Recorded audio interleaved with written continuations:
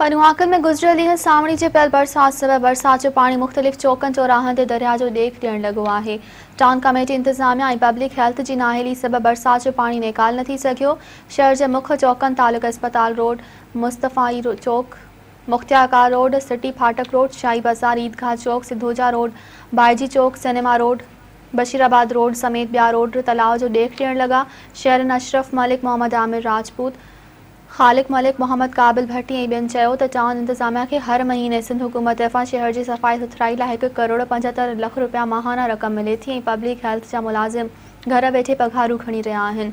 हुननि जो त सिंध हुकूमत तरफ़ां बरसात पवण सबबि मुलाज़िमनि जूं मोकलूं रद्द करे हाई अलर्ट जारी कयो हो, पर अफ़सोस पूरे तालुके में किथे बि इंतज़ामिया तरफ़ां बरसात जो पाणी निकाल न कयो वियो आहे। शहरी ॿिटे अज़ाब जो शिकार आहिनि। कारोबार सख़्तु मुतासिर थियो आहे।